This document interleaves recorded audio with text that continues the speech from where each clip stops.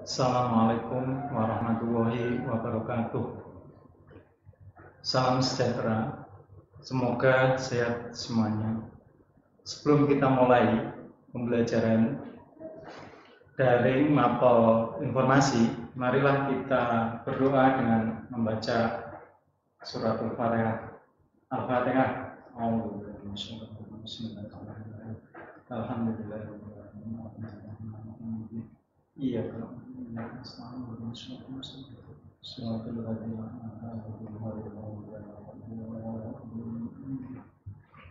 langsung aja kita masuk ke materi yang akan kita bahas, ya, yaitu aplikasi Microsoft Word 2010. Materi yang pada pertemuan pertama kali ini, ya, yang akan saya sampaikan adalah Microsoft Word dan share-nya, kemudian cara mengaktifkan Microsoft Word, dan yang ketiga mengenal interface Microsoft Word, khususnya adalah Microsoft Word 2010.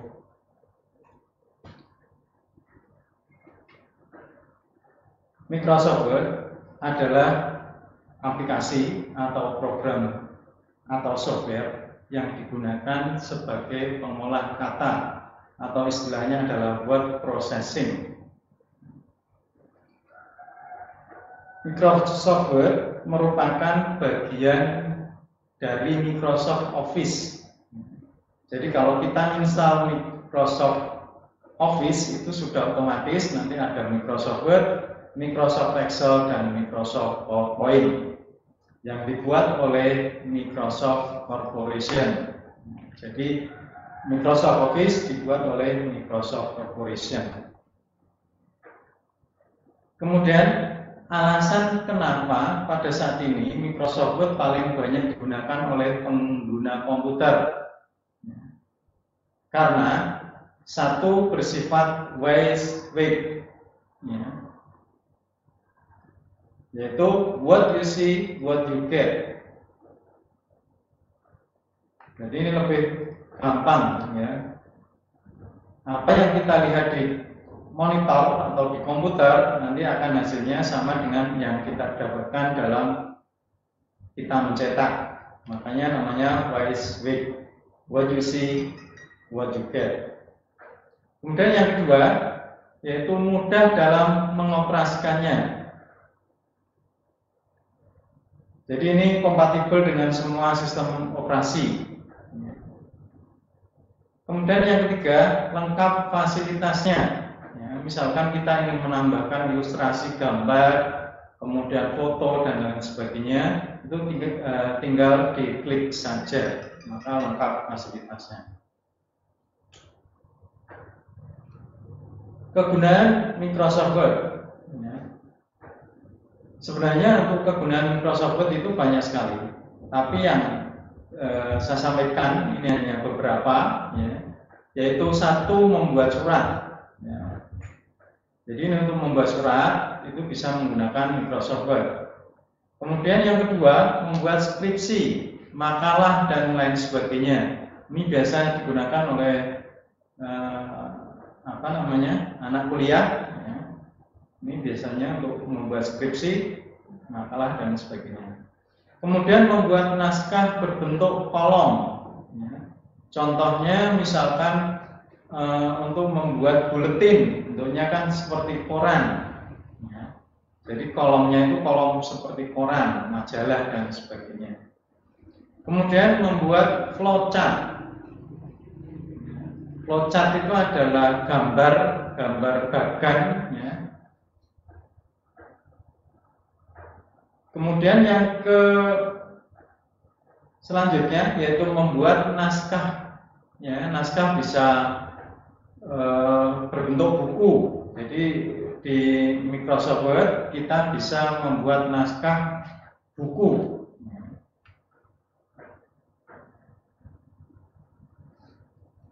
Kemudian selanjutnya adalah sejarah Microsoft Word.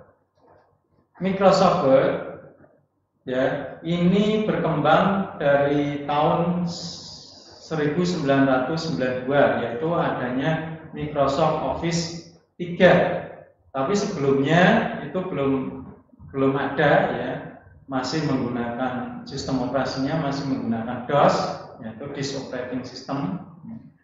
Belum lahir sistem operasi Windows. Orang biasanya menggunakan WordStar. Kemudian berkembang ya sampai 2003 itu interface-nya masih sama, ya, hampir sama interface-nya. Dan kemudian berkembang tahun 2007 itu interface-nya sudah mulai berubah. Ya. Jadi yang dulu namanya menu pull down, ya, sekarang yang 2007 sudah berubah menjadi tab. Ya, itu perubahan yang sangat signifikan. Kemudian ada perubahan yang mencolok lagi yaitu Microsoft Office 2016. Ya. 2016 itu sudah mulai fitur-fiturnya sudah mulai ke arah daring atau ke arah online. Ya. Kemudian pada tahun 2019 itu muncul Microsoft Office 365. Ini adalah Microsoft Office terbaru yang bisa digunakan secara cloud, jadi menggunakan secara bersama-sama. Tapi kita nanti yang kita pelajari Microsoft Office 2010 karena apa? Fasilitas yang ada di lab komputer kita masih menggunakan 2010. Kemudian memulai Microsoft Word. Untuk memulai Microsoft Word sebenarnya ada banyak cara, ya. Tapi yang saya sampaikan di sini hanya 2 cara saja. Ya. Yang pertama lewat Start button atau tombol Start. Caranya klik Start, kemudian klik Microsoft Word 2010. Kemudian cara yang kedua yaitu lewat desktop. Ya.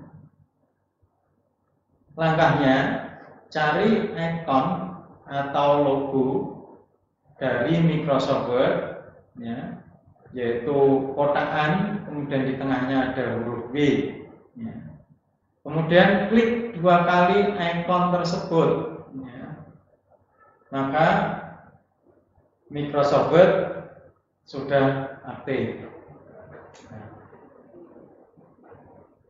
Selanjutnya adalah mengenal interface Microsoft Word. Jadi setelah kita aktifkan, nanti akan muncul lembar kerja seperti ini. Nah, lembar kerja seperti ini namanya adalah user interface, tata muka pemakai. Coba perhatikan, ya. Baris pertama itu ada 3 bagian, ya. Bagian sebelah kiri namanya Quick Access Toolbar, bagian tengah namanya Title Bar, kemudian bagian kanan namanya Control Window. Quick Access Toolbar ini biasanya digunakan untuk masuk secara cepat atau menggunakan menu secara cepat, perintah secara cepat, itu menggunakan Quick Access Toolbar. Kemudian yang bagian tengah, ya, Title Bar itu terdiri dari 2 bagian. Ya. Ada tulisan di situ ada Microsoft Word, kemudian ada tulisan Dokumen 1. Jadi Title Bar itu berisi 1 nama aplikasi aktif, kemudian yang kedua adalah nama file aktif. Karena kita belum memberi nama, maka di situ namanya adalah dokumen 1 karena kita belum menyimpan dari lembar kerja Microsoft Word. Kemudian control window. Control window terdiri dari 3 icon. Ya, di situ sebenarnya 4, tapi di situ ditambahkan hanya 3. Yang tanda strip itu artinya adalah minimize. Jadi untuk menyembunyikan atau mengecilkan ukuran dari aplikasi. Ya, dia akan nanti masuk ke taskbar yang ada di bawah. Kemudian yang kedua yaitu maximize. Ya. Maximize itu bentuknya kotak 1. Ya, itu maximize. Jadi untuk mengubah ukuran menjadi 1 layar penuh. Kemudian ada kotak 2 ya, yang kelihatan hanya yang bagian atas, yang 1 ditutupi yang depan ya. Itu namanya adalah restore down. Artinya kalau kita restore itu kita bisa membuat ukuran layar sesuai dengan keinginan. Ini. Kemudian tanda silang. Tanda silang digunakan untuk close aplikasi atau menutup aplikasi. Ini baru pertama, tadi ada quick access toolbar, ada title bar, ada control window. Kemudian pada baris kedua ya, yang saya beri tanda merah ya, ini namanya adalah ribbon. Bacanya ribbon, tapi tulisannya ribbon. Ya.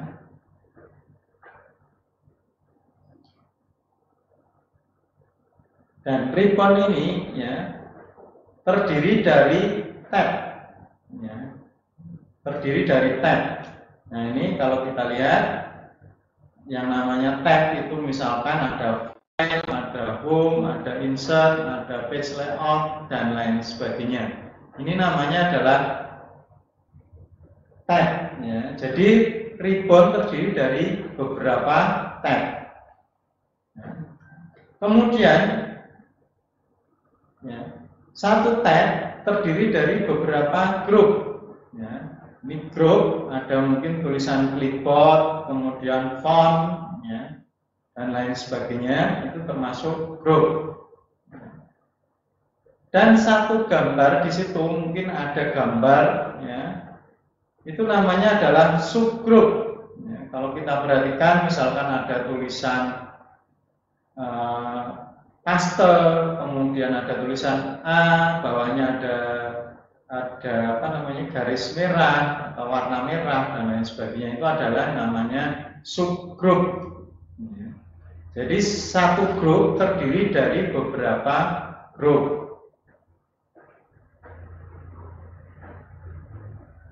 Kemudian saya lanjutkan ke launcher. Ya. Kalau kita perhatikan, ya, di bawah grup, ya, di pojok sebelah kanan bawah itu ada kotak kecil, kemudian ada panahnya. Ya. Itu namanya adalah menu launcher. Ya, launcher. Jadi menu launcher adalah menu yang digunakan untuk menampilkan, ya, subgroup yang tidak tampak di subgroup yang tampil ya. Jadi yang tidak terdapat di ribbon atau di group ya, itu bisa ditampilkan dengan menu launcher ya. Misalkan begini, kita ingin memberi tulisan itu garis bawah. Kalau kita memberi garis bawah itu gampang, langsung klik U atau underline ya. Tapi kalau kita ingin membuat tulisan tapi dicoret di tengahnya, nah, itu kita harus menggunakan menu strike ya. Tapi menu strike-nya tidak muncul. Nah, untuk memunculkan menu strike kita bisa menggunakan menu launcher. Ini. Jadi diklik menu launcher-nya nanti akan keluar, straight out namanya, untuk garis tengah, untuk garis coret. Ya. Kemudian saya lanjutkan, yaitu tab home. Ya. Tab home ini tab yang pertama, yang paling banyak digunakan, maka ditaruh di depan. Ya. Home artinya kembali atau ke rumah. Ya. Ini digunakan untuk pengelolaan format font, ya, format font atau huruf dan paragraf. Kemudian sebelahnya adalah tab insert. Tab ini ya, digunakan ya, untuk menyisipkan gambar, foto, ya, clip art, tabel, dan sebagainya. Ya, banyak sekali yang bisa kita sisipkan. Kemudian tab page layout. Tab ini memiliki perintah ya, untuk mengatur halaman seperti margin atau batas pengetikan. Kemudian orientasi halaman, ya, itu bisa portrait, bisa landscape, itu bisa diatur dengan page layout. Kemudian menyisipkan kolom, membuat latar belakang, membuat tema dan lain sebagainya. Kemudian tab selanjutnya yaitu tab preference. Ya. Tab ini digunakan untuk membuat daftar isi dan halaman kutipan. Ya, biasanya ini untuk penulisan karya ilmiah, mengambil kutipan dari orang lain, mengambil untuk dalil dan sebagainya. Kemudian tab mailing.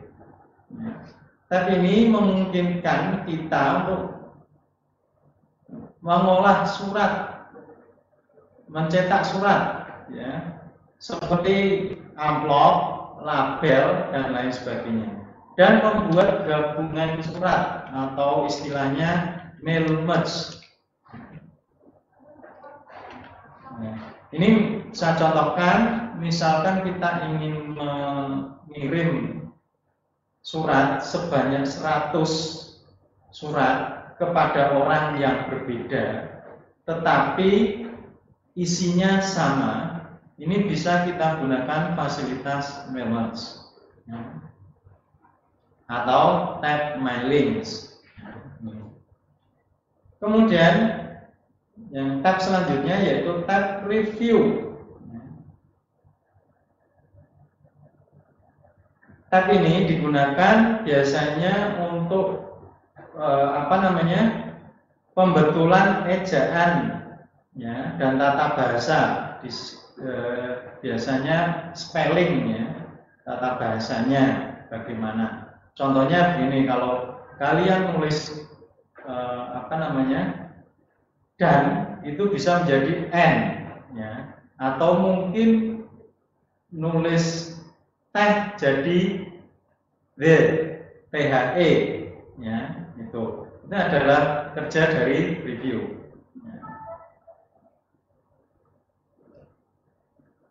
Kemudian saya lanjutkan ke tab view. Tab ini memungkinkan kita untuk mengubah tampilan dokumen atau lembar kerja. Ya. Jadi misalkan di situ ada ruler, ya, seperti penggaris itu ya, di lembar kerja, ini bisa kita tampilkan, bisa kita hilangkan, ya, menggunakan tab view.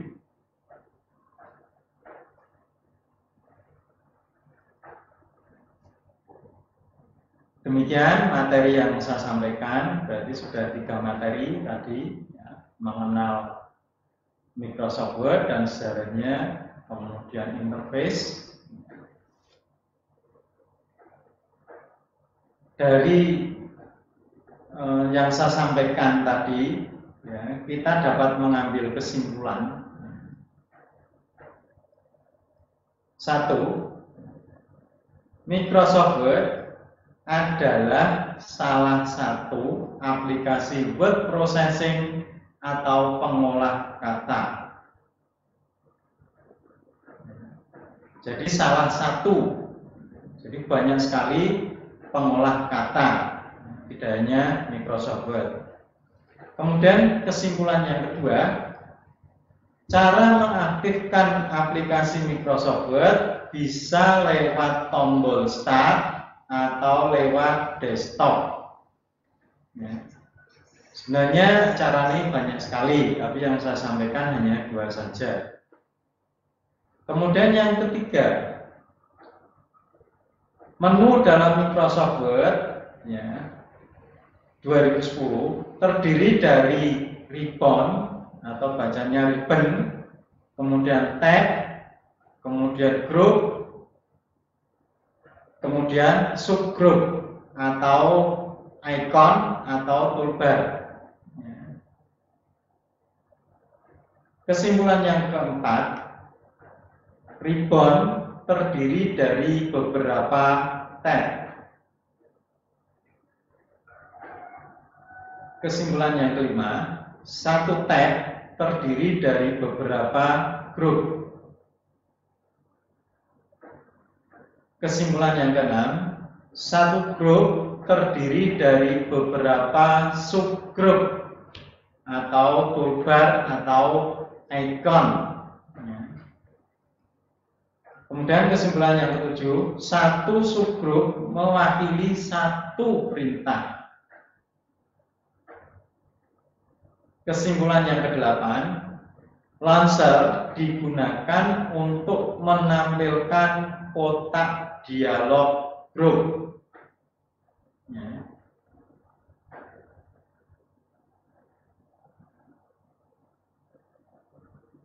Itulah kesimpulan yang dapat kita simpulkan ya.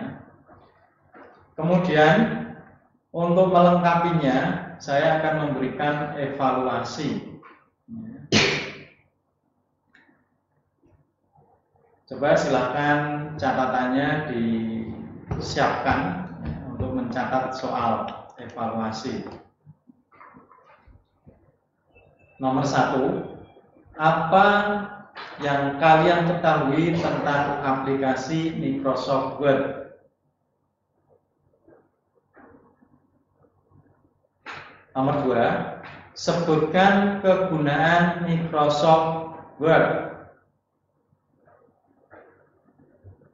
Nomor 3, berikan contoh aplikasi pengolah kata selain Word. 3 saja, tidak apa-apa. Kemudian yang keempat, sebutkan kelebihan Microsoft Word dibandingkan dengan aplikasi yang sejenis.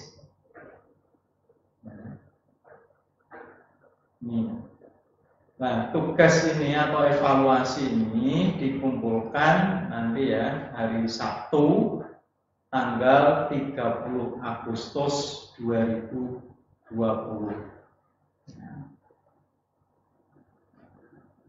Selamat belajar.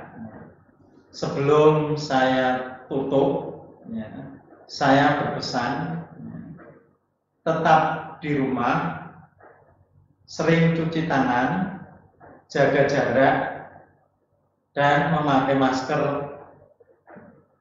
bila bepergian.